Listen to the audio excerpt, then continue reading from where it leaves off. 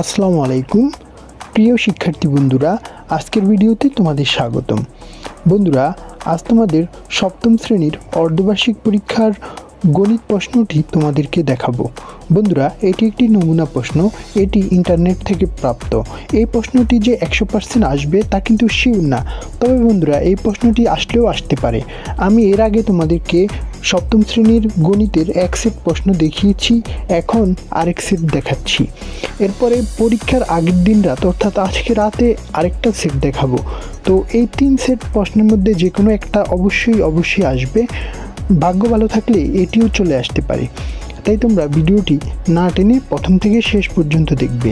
আর যারা এখনও চ্যানেলটি সাবস্ক্রাইব করনি তারা অবশ্যই সাবস্ক্রাইব করে বেল আইকনে প্রেস করে রাখবে, কারণ আমি কিন্তু পরীক্ষা আগের দিন রাতে 100% সঠিক অ্যান্সার যেটা পরীক্ষা শিওরলি আসে সেটাই আপলোড দিই। তাই এই আজকে 14ই জুলাই রাতেও কিন্তু অবশ্যই আপলোড দেওয়া হবে।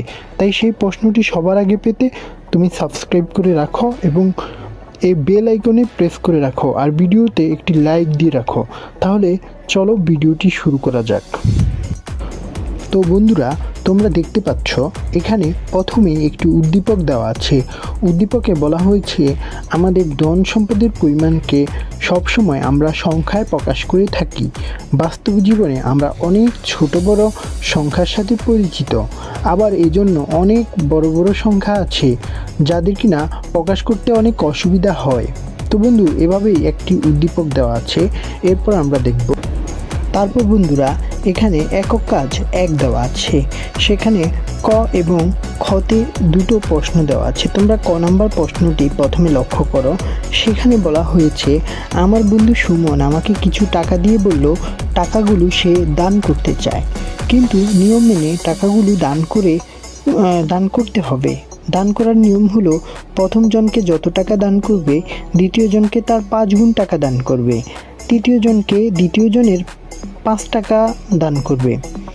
এভাবে টাকাগুলো দান করতে গিয়ে মোট 4 জনকে দান করার পর আর কোনো টাকা অবশিষ্ট থাকলো না।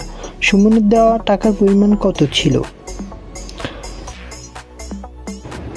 বন্ধুরা, তারপর খ নাম্বার প্রশ্নে বলা হয়েছে আমরা সূচকের সাহায্যে অনেক বড় গুণাকারকে সহজে ছোট আকারে প্রকাশ করতে পারি, যেমন সূর্য থেকে পৃথিবীর দূরত্ব কিংবা আলোর গতিবেগের মতো বড় সংখ্যাকে সূচকের সাহায্যে ছোট আকারে প্রকাশ করা যায়। তো বন্ধুরা, এভাবেই একটি প্রশ্ন দেওয়া হয়েছে।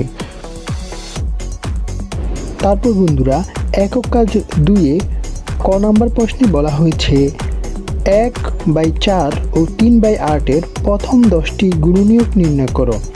দেখাও যে সর্বপ্রথমে প্রাপ্ত সাধারণ গুণনীয়কটি অন্য সকল সাধারণ গুণনীয়ক অপেক্ষা বড়।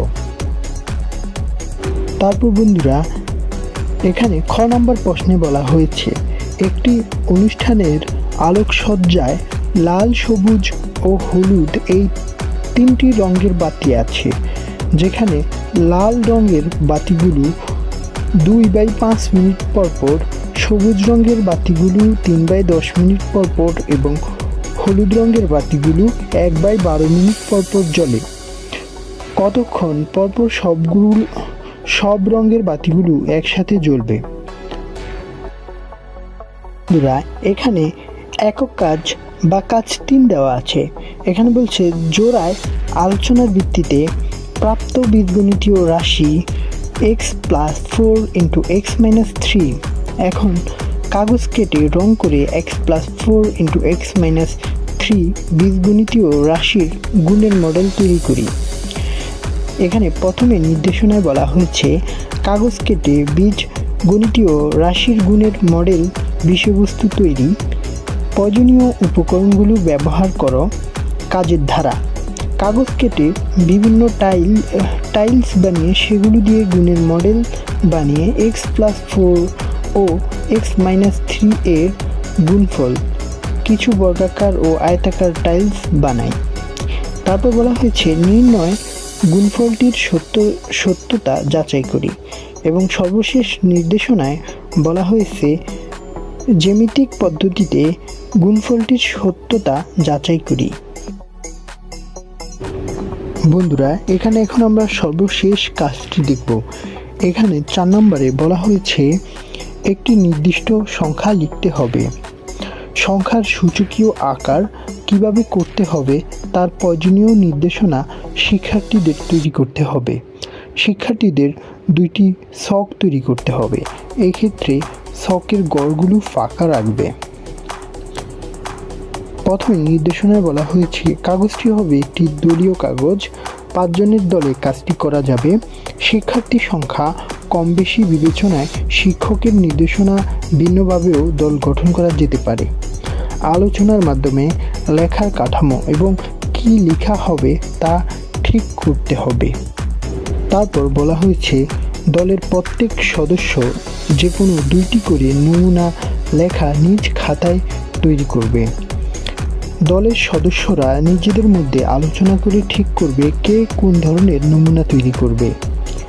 তারপর সর্বশেষ নির্দেশনায় বলা হয়েছে বিভিন্ন ধরনের লেখার নমুনা থাকতে হবে, কিন্তু নির্দিষ্ট ধরনের লেখা পুনরাবৃত্তি করা যাবে না।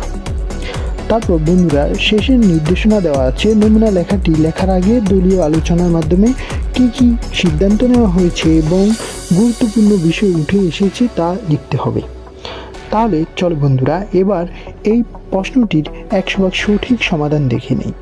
বন্ধুরা তোমরা এই প্রশ্নটি একবার নিজেরা প্র্যাকটিস করবে, আর এটা প্র্যাকটিস হয়ে গেলে আমি রাতে তোমাদেরকে 100% শিওর প্রশ্নটি দিব। এইটি আমি তোমাদেরকে কনফার্ম করব পরবর্তী ভিডিওতে যে এই প্রশ্নটি আসবে কি না, নাকি নতুন আরেকটি প্রশ্ন আসবে। যদি নতুন আরেকটি প্রশ্ন আসে তাহলে সেটি রাতে অবশ্যই পেয়ে যাবে। তো সবার আগে ভিডিও পেতে এই চ্যানেলে সাবস্ক্রাইব করে তুমি বেল আইকনে প্রেস করে দাও এবং এই ভিডিওতে একটি লাইক দিয়ে দাও।